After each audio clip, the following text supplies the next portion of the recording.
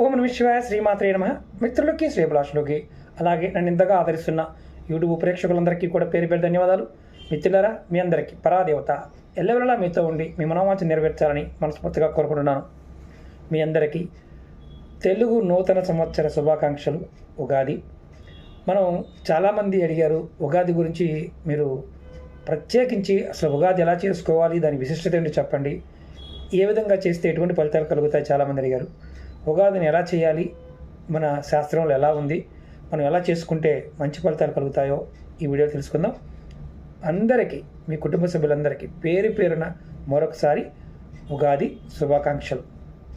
మనం ఈ ఉగాది అనేది ప్రత్యేకించి అంటే ఇతర వ్రతాలు పండగల్లా కాకుండా, అంటే మనం వ్రతాలు ఇవన్నీ ఎలా ఉంటాయంటే ఒక దేవతను ఉద్దేశించి చేసేదిగా ఉంటుంది. ఉగాది అలా కాదు, అనంతమైన కాలాన్ని, అంటే మనం కొత్త సంవత్సరం లెక్క పెట్టుకోవడానికి, అంటే మనకి ఈజీగా లెక్క పెట్టుకోవడానికి మనం సంవత్సరాది కాలాన్ని మనం ఇష్టదైవానుసారంగా అంటే ఎలా భావిస్తాము, మనం ఉగాదిని మన ఇష్టదైవ స్వరూపంగాను, అంటే మనం ఎవరినైతే ఆరాధిస్తామో అలాగాను, అలాగే సకల దేవతా స్వరూపంగా కూడా భావించి మనం ఈ సంవత్సర కాల భవిష్యత్తు ముందుగా తెలుసుకొని ఆ సమయాల్లో మనం భగవంతుడి కోసం, అంటే దైవ అనుగ్రహ ప్రాప్తి కోసం మనం ఏం చేయాలి, ఎలాంటి సాధనలు మనం చేయాలి, ఆ సాధన చేసి ఎలా సిద్ధపరచుకోవాలి అనే ఒక చక్కని ప్రణాళిక ఉగాది. అంటే దాన్నే మనం పంచాంగం అంటున్నాం. ఉగాదికి ఉన్న అత్యంత విశిష్టత అదే. అందులో రెండోది మనకి కాలానుగుణంగా ఒకప్పుడు మార్గశిర మాసంతోనూ, వైశాఖ మాసంతోనూ, కార్తీక మాసంతోనూ, ఆశ్వీజంతో కూడా అనేక విధాలుగా మనకి సంవత్సరాలు ప్రారంభమయ్యాయనే విశేషాలు మన పురాణాల్లోనూ గ్రంథాల్లో కనిపిస్తుంది. అలాగే మనం యుగ ప్రారంభ తిథి విషయంలో, అంటే మనం యుగం ఎప్పుడు స్టార్ట్ అయింది అనే పాయింట్ ఆఫ్ వ్యూలో కల్పము, మన్వంతరాది ఇలాంటి భేదాన్ని బట్టి ఆ భేదాలనేవి మనకు కనిపిస్తూ ఉంటాయి. అందులో నక్షత్రాలు కూడా యుగాది నక్షత్రాలుగా మనం పేర్కొంటాం. అంటే శాస్త్రంలో ఉన్న విషయం అది. అలాగే మనకి కొన్ని జ్యోతిష గ్రంథాల్లో, అంటే వరాహిముడు రాసిన నిర్ణయాన్ని బట్టి, అంటే ఆయన రాసిన గ్రంథాన్ని బట్టి మనం చంద్రమానం, అంటే మనం ఆచరించేది చంద్రమానం రీత్యా చైత్ర మాసాన్ని సంవత్సరం ఆరంభంగానే మనం భావిస్తాం. అలాగే ఎప్పుడు మొదలవుతుంది అన్నప్పుడు చైత్రమాసం పాడ్యమి, అంటే పాడ్యమి నాడు ఈ సృష్టిని బ్రహ్మ ప్రారంభించాడు అని శాస్త్రవాక్కుగా మనం ప్రమాణంగా తీసుకున్నాం. అలాగే దీన్ని యుగాది, అంటే ఉగాది కాదు యుగాదిగా మనం లెక్కపెట్టి ఉగాది పండుగ చేసుకుంటున్నాం. ఇది పురాణాల్లో ఉన్న విషయం. అలాగే ఇది అన్ని దేశాల్లో చేస్తారా, అన్ని రాష్ట్రాల్లో చేస్తారు, చాలామంది అడుగుతుంటారు. ప్రతి దేశం వారికి ఉగాది ఉంటుంది, అన్ని రాష్ట్రాల వారికి ఏదో ఒక కాలగణం ఉంది. అంటే మనం ఎలాగైతే పాడ్యమి తీసుకున్నామో కొంతమంది ముందు తీసుకోవచ్చు. అలా ప్రతి వారికి కూడా కాలానుగుణంగా ఉగాది పండుగని వాళ్ళ సంప్రదాయ ప్రకారం జరుపుకుంటూనే ఉంటారు. అయితే ఇక్కడ ఆచరించే విధానాల్లో తేడా ఉంది. అలాగే ఆచరించే విధానం తేడా ఉన్నా మనసులో ఆనందం మాత్రం తేడా ఉండదు.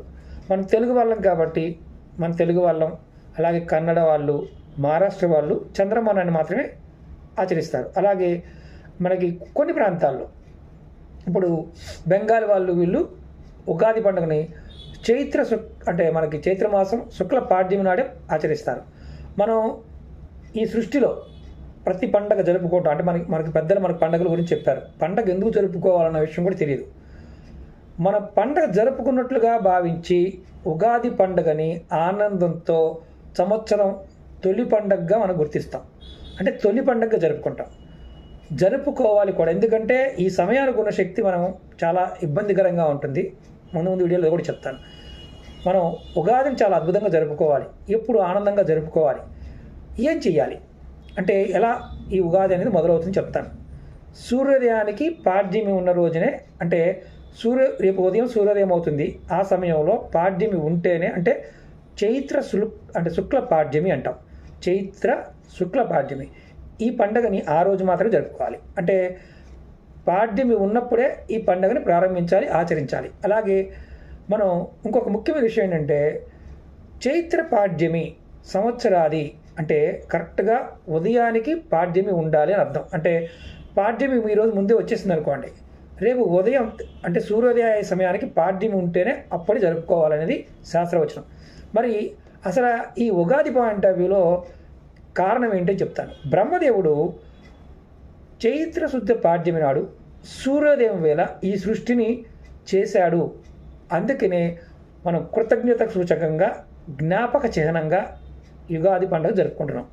అసలు విషయం అది. అలాగే ఈ చైత్ర శుద్ధ పాడ్యమి నాడు మనం ఎవరైనా సరే ఉపవాసం ఉండి ఆ రోజు బ్రహ్మదేవుని పూజించి సంవత్సరం అంతా ఎవరైతే సుఖం కావాలని కోరుకుంటారో వాళ్ళకి సుఖంగా ఉంటారని శాస్త్రం చెప్తుంది.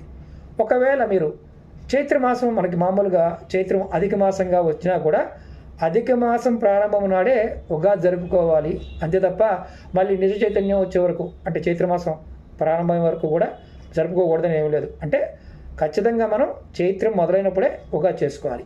మరి ఎలా ఆచరించాలో చెప్తాను. తలస్నానం చేయాలి, తలంటుకోవడం, కొత్త దుస్తులు ధరించాలి. అలాగే ఇంటి ముందుట మన గుమ్మాలకి తోరణాలు కట్టాలి. అలాగే వేపపూత పచ్చడి దేవుడికి నివేదించి తర్వాత సేకరించాలి. ఇది మన పెద్దలు సూచించిన ప్రకారం అయితే 10 అంశాలు ఉన్నాయి. ఒక్కొక్కటి చెప్తాను, మీరు జాగ్రత్తగా వినండి. పాయింట్ నెంబర్ 1, ప్రతి ఇంట్లో ధ్వజారోహణ చేయాలి. ప్రస్తుతం మన దగ్గర చేయరు, మహారాష్ట్రలో చేస్తుంటారు. అలాగే నువ్వుల నూనెతో తలస్నానం చేయటం. అలాగే 3వది కొత్త బట్టలు ధరించటం. 4వది దవనం అని దొరుకుతుంది, దవనంతో బ్రహ్మను పూజించాలి. మంచి సువాసన ఉంటుంది, తెలుపుగా ఉంటుంది, పచ్చగా ఉంటుంది, కొంచెం తక్కువ ఉంటుంది, కానీ మంచి సువాసన ఉంటుంది. దానితో బ్రహ్మదేవుని పూజించాలి. ఎక్కడ దొరుకుతుంది గురువుగారు అంటే నర్సరీలో దొరుకుతుంది. అలాగే మీరు ముఖ్యంగా వీలైతే ఎవరైనా సరే ఆపదలు తొలగాలి, శాంతి పొందాలి, శాంతిగా జీవించాలనుకునేవారు మహాశాంతి పూజ కానీ హోమం కానీ చేయించుకోవాలి. ఎందుకంటే ఈ సంవత్సరం అలా చేయించుకోవడం వల్ల మంచి ఫలితాలు కలుగుతాయి. అలాగే 6వది వేపపూత పచ్చడి కంపల్సరీ సేకరించాలి, కంపల్సరీగా. అలాగే 7వది పంచాంగ శ్రవణం, పంచాంగ విషయాలు కంపల్సరీగా వినాలి. అలాగే 8వది ప్రసాదం, అంటే మనకి ప్రసాదం తీసుకుంటాం కదా, అంటే మామూలుగా మనకి పచ్చడి తీసుకుంటాం, అంటే దీన్ని ఏమంటాం, వేపపూత పచ్చడి తీసుకుంటాం. ఖచ్చితంగా మనం చేయాల్సింది ఏంటంటే ఎవరైనా ఓపిక ఉంటే చలివేంద్రాన్ని పెట్టండి. అంటే దీనికి చాలా ముఖ్యమైన విషయం ఏంటంటే ప్రాపదానం అంటారు. అంటే ఇది మంచినీరు దానం చేయడం అనేది చాలా అవసరం. అలాగే మీరు ఎవరైనా సరే కంపల్సరిగా ఉగాది రోజున మీ పెద్దల యొక్క కాళ్ళకి నమస్కారం చేసుకోండి, మీకన్నా పెద్దవాళ్ళని నమస్కారం చేసుకోండి. పూర్వకాలంలో రాజును దర్శించాలని చెప్పేవారు. అలాగే 10వది ఏంటంటే మనకి ఇప్పుడు వసంత నవరాత్రులు ప్రారంభం అవుతాయి. అంటే మనం ఖచ్చితంగా వసంత నవరాత్రి పూజలు ప్రారంభించాలి. ఇందులో మనం కొన్ని మాత్రం ఆచరిస్తుంటాం, మిగతా అంటే ధ్వజారోహణ, వాటి బదులు మామిడి తోరణాలు కట్టడం, అలాగే వేప తోరణాలు కట్టడం, ఆలయాల్లో దేవతా మందిరాల్లో అరటి స్తంభాలు కట్టడం, అలాగే తలంటి స్నానం చేయడం, కొత్త బట్టలు వేసుకోవడం, పుష్పాలతో పువ్వులతో ఇష్టదేవతను పూజించడం, వేపపూత పచ్చడి చేసుకోవడం, అంటే కొంచెం వేపపూత పచ్చడి తినడం, ఇవన్నీ చేస్తుంటాం. అంటే పూర్వంలో 10 చెప్పారు, దాంట్లో కొన్ని చేస్తుంటాం. అలాగే పంచాంగ శ్రవణం కూడా కొంతమంది వింటూ ఉంటారు, కొంతమంది ముందే వింటుంటారు. అలాగే చలివేంద్రాలు కూడా పెడుతున్నారు. మనం ఇప్పుడు పెద్దల దర్శనం కూడా చేసుకోవడం వల్ల, వాళ్ళ పెద్దలకు నమస్కరించడం వల్ల, వాళ్ళ ఆశీస్సులు పొందడం వల్ల మీకు ఈ వసంత నవరాత్రులు అంటే మనకి శ్రీరామనవమి స్టార్ట్ అవ్వడానికి ముందు ఈ నవరాత్రులు స్టార్ట్ అవుతాయి. దీనివల్ల మనకి ఉగాది నుండి శ్రీరామనవమి దాకా మనకి జనజయంతులు శ్రీరామనవమి నుండి 9 రోజులు నిర్వహిస్తాం. ఇది చేయటం వల్ల ఏంటంటే ఉగాది నుండి శాస్త్రం పేర్కొన్న ఈ 10 అంశాలు మనం చాలా వరకు ఆచరిస్తూనే ఉన్నాం, ఆచరించాలి కూడా. ఇప్పుడు పాడ్యమి నుండి పౌర్ణమి వరకు, అంటే చైత్ర శుక్ల పాడ్యమి నుండి పౌర్ణమి వరకు ఈ 15 రోజులు అధిష్టాన దేవతని అనుగ్రహం కోసం పండగలు పూజలు చాలా ఉన్నాయి. అందులో వసంత పంచమి అంటారు, వసంత శరదృతువులు. అంటే ఇక్కడ దీనికి కారణం ఏంటంటే యమద్రష్టలని చెప్తారు. అంటే వసంత శరదృతువులు యమద్రష్టలు అని జ్యోతిష్శాస్త్ర వచనం. అంటే మృత్యువు తాండవం చేసే రోజులు అంటారు. చాలా అంటే 15 రోజులు, అంటే ఉగాది నుండి 15 రోజులు కూడా మృత్యువు తాండవం చేసే రోజులు కనుక ఆ మృత్యువాత పడకుండా ఉండడానికి, ఆయుర ఆరోగ్యాలతో ఉండడానికి వసంత ఋతువు ప్రారంభంలోనే మనం ప్రతి వీడియోలో చెప్తూ ఉంటాం, శ్రీ మహావిష్ణువుని కానీ శ్రీరాముని కానీ ఈ శరత్ ఋతువు ప్రారంభం మనం చేస్తే అత్యంత అద్భుతంగా ఉంటుంది. అలాగే అమ్మవారి ఆరాధన, పరాశక్తి దుర్గను కూడా పూజించడం కూడా చాలా చాలా మంచిది. దుర్గను కూడా పూజించాలని పెద్దలు శాస్త్రంలో చెప్పడం జరిగింది. ఇప్పుడు ఎప్పుడైనా గుర్తుంచుకోండి, ఏదైనా ఆపద వస్తుంది, ప్రాణాపాయ పరిస్థితి వచ్చినప్పుడు రాముని ఆరాధించేవాళ్ళు, అంటే మనకి రామాయణంలో ఎలాగైతే రామనామం చెప్పడం వల్ల కలిగే ఫలితం ఆంజనేయ స్వామి చెప్పాడు, మనకి నవగ్రహాల బలం కంటే రామనామ బలం చాలా గొప్పది. కాబట్టి రాముణ్ణి ఆరాధించడం వల్ల మీకు నవగ్రహాలు మిమ్మల్ని ఏమీ చేయలేవు, నవగ్రహాల నుంచి వచ్చే ఇబ్బందులు తొలగిపోతాయి. అది కూడా గుర్తుంచుకోవాలి. అలాగే చైత్రము ఆశ్వీజ మాస ప్రారంభంలో వాతావరణం కూడా బాగా వేడిగా ఉంటుంది, ప్రకృతిలో చాలా మార్పులు వస్తూ ఉంటాయి, దానివల్ల వరదబ్బ తగులుతుంది, మృత్యు కారణం అవుతుంది. కనుక దేవతా పూజలు చేయటం అనేది చాలా అవసరం అంటారు. ఎందుకంటే మన ఇంటి దగ్గర ఉండటం, ఆరోగ్యంగా ఉండటం, మనశ్శాంతి ఉండటం, ధైర్యంగా ఉండటం, భక్తితో ఉండటం వల్ల మనకి భవిష్యత్ కార్యక్రమాల పట్ల పట్టుదల ఇలాంటివి పెరుగుతాయి. అడ్డంకులు తొలగించుకోగలిగే కోరిక మనసులో ఏర్పడుతుంది. అలాగే మనం తీర్చుకుంటాం. అలాగే ఇప్పుడు మనం తలస్నానం గురించి అనుకున్నాం, అంటే నూనెతో స్నానం చేయడం, దీన్ని ఏమంటాం, తైలాభ్యంగ స్నానం అంటాం, అంటే తలంటుకోవడం. ఇది నువ్వుల నూనెతో ఉగాది రోజున తలస్నానం చేసే ఎవరైనా చేస్తే, ఆడవారైనా మగవారైనా చేయకపోతే నరకానికి పోతారని శాస్త్రం అంటుంటారు, అంటే పెద్దలు అంటుంటారు. ఖచ్చితంగా నువ్వుల నూనెతో తలస్నానం చేయండి. ఎందుకంటే తలస్నానం చేయడం అంటే ఈ సమయంలో ఉన్న వాతావరణంలో విపరీతమైన వేడి ఉండటం వల్ల మన శరీరంలో ఇంద్రియాలన్నిటికి కూడా శక్తి కావాలి.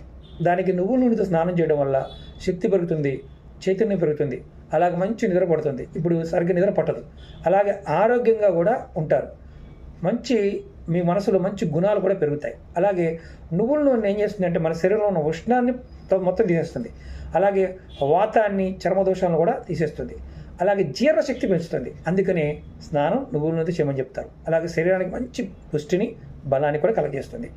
శరీరం మీద పుండులు కానీ కురుపులు కానీ ఉంటే అవి కూడా తగ్గిపోతాయి. దురదలు లాంటివి ఉంటే తగ్గిపోవడం కోసమే ఇది చేయమని చెప్తారు. ఎందుకంటే చర్మం మనకి చెమట పట్టడం వల్ల వస్తుంది కాబట్టి. అంటే వ్యాధికారకమైన సూక్ష్మక్రిములన్నింటినీ కూడా నాశనం చేసే గుణం నువ్వుల నూనెకు ఉంటుంది. అలాగే కళ్ళకి చాలా మంచిది.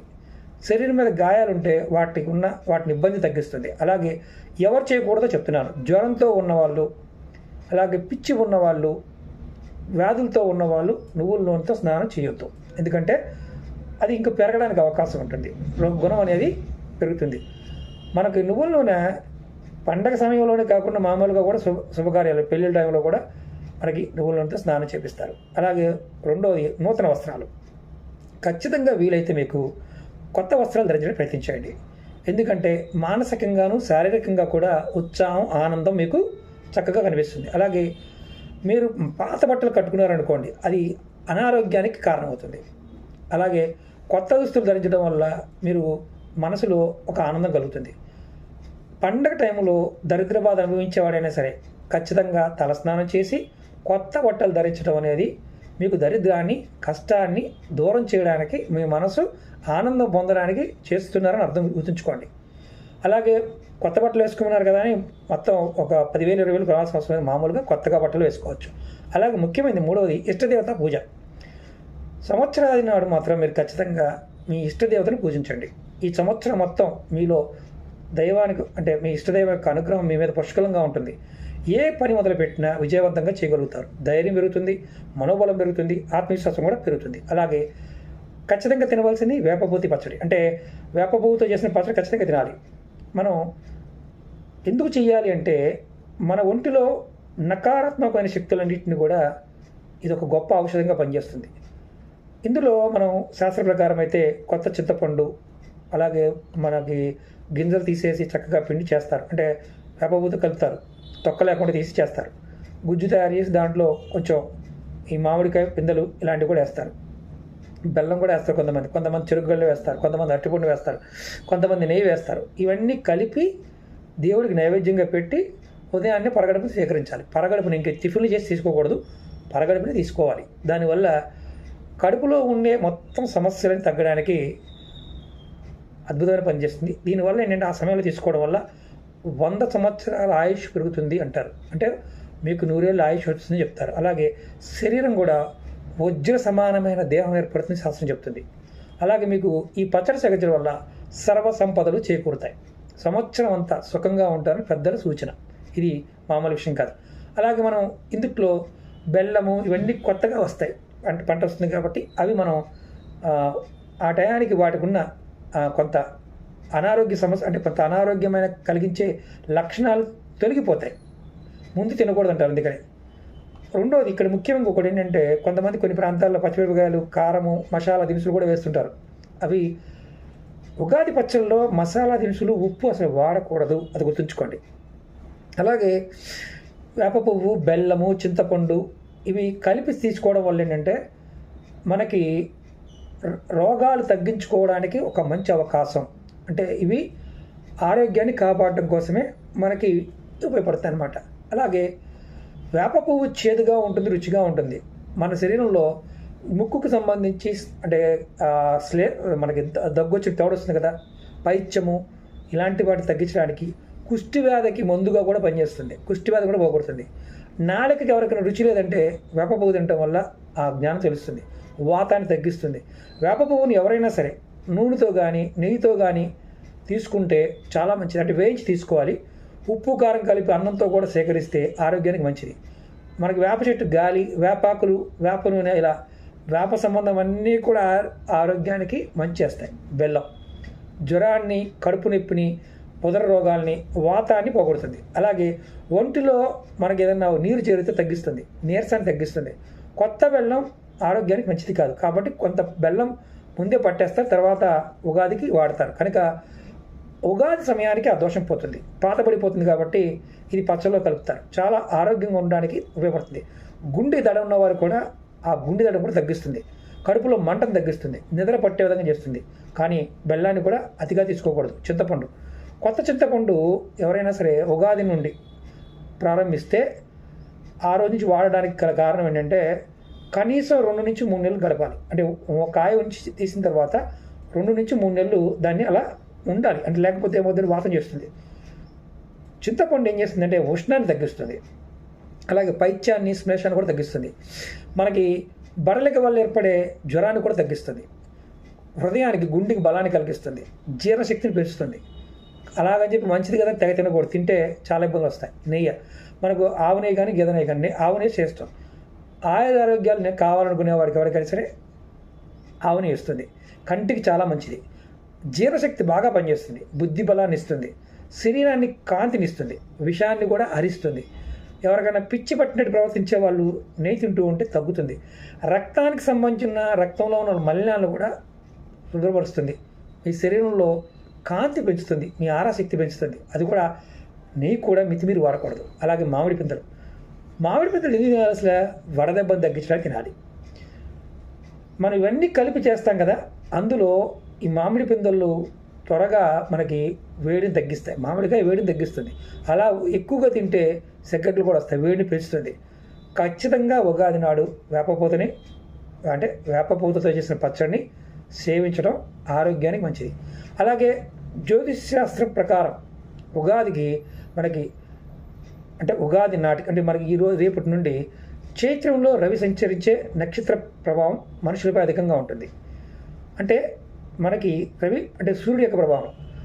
ఈ మాసంలో రవి మేషరాశిలో సంచరిస్తాడు. అలాగే అశ్విని, భరణి పూర్తిగా ఉంటారు. అంటే ఈ 2 నక్షత్రాలు. కృత్తిక 1వ పాదం మేషరాశి, అశ్విని, కేతు. అంటే ఒక రకంగా చెప్పాలంటే ఈ కేతు నక్షత్రం కూడా కొంతవరకు ప్రభావం చూపిస్తుంది. అంటే అశ్విని నక్షత్రం, కేతు నక్షత్రం. అలాగే భరణి శుక్ర నక్షత్రం, కృత్తిక రవి నక్షత్రం. ఈ నక్షత్రాలు మనకి ఎవరైతే ఈ నక్షత్రానికి ఆది దేవతలు ఉంటారో వాళ్ళ ప్రభావం ఈ జీవుల మీద పడటం వల్ల ఇబ్బంది ఉంటుంది. అంటే కేతువు కూడా అలాంటి వాడు, కుజుడు వంటి వాడే. కుజుడు అగ్నిగ్రహం అంటారు, కేతువు కూడా అంతే. అగ్నిగ్రహమైన రవి అదే గ్రహానికి సమానమైన అశ్విని నక్షత్రంలో సంచరించే కాలంలో అగ్ని ప్రభావం వల్ల అంటే ఎండ వేడి ఎక్కువగా ఉంటుంది కాబట్టి భరణి కృతికల్లో రవి సంచార కాలంలో కూడా మంచిది కాదు అంటారు పెద్దలు. అలాగే అనేక అనర్థాలకు కారణమవుతుంది. కనుక ఇప్పుడు మనం ఉగాది ప్రారంభంలో ఖచ్చితంగా విష్ణువుని ఆరాధించాలండి. అందుకనే మనకి శ్రీరామనవమి నాడు మనం పానకం తీసుకుంటాం, బెల్లంతో చేస్తారు, దాంట్లో మిరియాలు కూడా వేస్తారు ఆరోగ్యం కోసమే. అంటే మనం వేపపూతని స్వీకరించడం కూడా దాంట్లో భాగమే అని గుర్తుంచుకోవాలి. వేపపూత స్వీకరించడం వల్ల అంటే మానసికంగాను భౌతికంగాను ప్రశాంతంగా మనకి ఉండడానికి ఇది ఉపయోగపడుతుంది. అలాగే రవి సంచారం వల్ల కలిగే దోషాలు కూడా తొలగిపోతాయి. అలాగే రోగాలు, మన ఒంటి మీద ఏదైనా రోగాలు ఉన్నాయనుకోండి, ఆ రోగాలు కూడా మనకి విముక్తి కలుగుతాయి. అలాగే ఉగాది నాడు పంచి పల్లవులతో స్నానం చేయమని శాస్త్రం చెప్తుంది. అంటే ఉగాది నాడు మర్రి ఆకు, మామిడి ఆకు, నేరేడు ఆకు, మేడి ఆకు, జువ్వి ఆకు, మళ్ళీ చెప్తాను, మర్రి ఆకు, మామిడి ఆకు, నేరేడు ఆకు, మేడి ఆకు, జువ్వి ఆకు, వీటిని పంచి పల్లవాలు అంటారు. ఈ ఆకులు నీళ్ళల్లో నానబెట్టి ఆ నీటితో మీరు పైనుంచి కింద వరకు స్నానం చేస్తే, తలస్నానం చేస్తే, ఆ నీటిలో ఉన్న శక్తి వల్ల మీరు మీ కంటికి సంబంధించి మీ మెదడుకు సంబంధించిన ఏదైనా ఇబ్బందులు ఉంటే తొలగిపోతాయి. చాలా మంచిదని కూడా శాస్త్రం చెప్తుంది. అలాగే మన ఉగాది ఎప్పుడు ప్రారంభమైంది అంటే అతి పురాతనమైంది, దాదాపుగా 197 కోట్ల సంవత్సరాల ప్రాచీనమైనదిగా చెప్తుంది శాస్త్రం చెప్తుంది. భగవద్గీత, ఉగాది పండుగ రెండు సమాన ప్రాచీనమైనవి అని శాస్త్రం చెప్తున్న మాట. అలాగే ఈ రోజున పంచాంగ శ్రవణం, ఉగాది నాడు ముఖ్యమైన విషయం ఏంటంటే వేపపూత పచ్చడి తీసుకోవడం, అలాగే పంచాంగ శ్రవణం కూడా వినడం చాలా ముఖ్యమైనది. ఎందుకంటే తిథి, వారం, నక్షత్రం, యోగం, కరణం అనే 5 అంగాల మీద పంచాంగం ఉంటుంది. ఉగాది నాడు సంవత్సరం పంచాంగాన్ని మనం ఎలా భావించాలంటే మహావిష్ణు స్వరూపంగా భావించి పూజించాలి పంచాంగాన్ని. తర్వాత సాయం సమయంలో పంచాంగ శ్రవణం ఎక్కడైనా దేవాలయాలు జరుగుతుంటే ఖచ్చితంగా వినాలి. పంచాంగంలోని మనకి ఏదైతే ప్రయోజనాలు ఉన్నాయో అది తెలుసుకుందాం. 1, సంపద కోరేవాడు తిథి విషయమై జాగ్రత్తగా వహించాలి. అంటే ఎవరికైనా డబ్బు కావాలి, బిజినెస్ బాగా నడవాలంటే ఖచ్చితంగా తిథి విషయాన్ని జాగ్రత్తగా వహించాలి. అలాగే 2వది, ఆయుష్ కోరుకునేవాళ్ళు, అంటే దీర్ఘాయుష్ కావాలనుకునేవారు కంపల్సరిగా, అంటే మనకి ఎప్పుడు అంటే దీర్ఘాయుష్ అంటే ఏంటంటే ఎక్కువ కాలం బతకాలి అని కోరుకునేవాళ్ళు.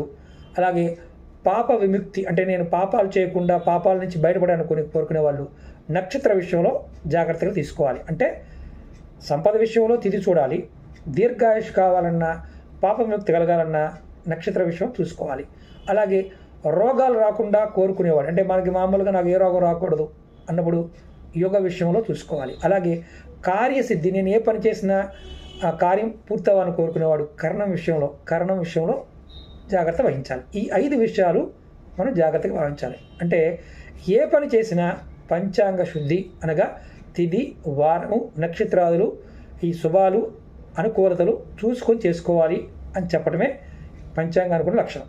అలాగే గ్రహాలు, నక్షత్రాదుల ప్రభావం మనం తెలుసుకొని ప్రవర్తిస్తే మాత్రం జీవితంలో సుఖశాంతులతో వర్ధిల్లుతాం. ఇందుకు మనం చూసుకోవాల్సింది పంచాంగం. ఇది చాలా అవసరం. చాలామంది ఏంటంటే నెలఫలాలు, వారఫలాలు, దినఫలాలు చూసుకుంటున్నాం కదా గురువుగారు చాలా అనుకుంటారు. అవి కాదు. మీరు పంచాంగం అనేది ఖచ్చితంగా ఉగాది రోజు సాయంత్రం దేవాలయంలో ఎక్కడైనా వినటం, ఈ 5 విషయాలని పాటించినట్లయితే మీకు ఎటువంటి ఇబ్బందులు రావు. అలాగే ఈ పంచాంగ విషయం తెలుసుకోవడంలో కూడా మన మానసికంగా ఏంటంటే డబ్బు గురించి ఇలా ఆలోచిస్తుంటాం. మనం ఈ సంవత్సరం మొత్తం అంటే ఉగాది దగ్గర నుంచి వచ్చే ఉగాది వరకు తెలుసుకోవడం తప్పులేదు. కానీ ఈ ఉగాది రాకముందే ఉగాది గురించి తెలుసుకున్నాం అనుకోండి, దానివల్ల ఎటువంటి ప్రయోజనం ఉండదు. అంటే మనం ఒక సంవత్సరం ముందుగా తెలుసుకుంటున్నాం మన జీవితాన్ని, దాన్ని తగ్గట్టుగా కార్యక్రమాలు కావచ్చు, పనులు కావచ్చు, మనం నిర్ణయించుకోవడానికే ఈ పంచాంగ శ్రవణం వినాలి. అలాగే మనం ముఖ్యంగా గ్రహాలు, నక్షత్రాలు అంటే ఎలా సంచరిస్తున్నాయి, వాటి ఫలాలు లెక్క పెట్టుకొని గ్రహించి మన కర్తవ్య బోధన, అంటే మనం ఏం చేయకూడదు, ఏం చేయాలనేది చెప్పటమే పంచాంగానికి ఉన్న లక్షణం.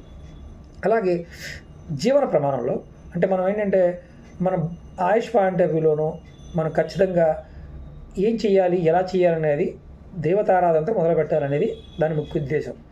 మనకి సుఖము, దుఃఖము, కష్టము ఇవన్నీ సహజంగా వస్తూనే ఉంటాయి, ఎందుకంటే పుట్టాం కాబట్టి అనుభవిస్తూ ఉంటాం. ఇవి పంచాంగ శ్రవణం ఉండడం వల్ల, ఆ రోజున వినడం వల్ల చాలా వరకు చాలా మంచి జరుగుతుంది అని శాస్త్రం చెప్తుంది.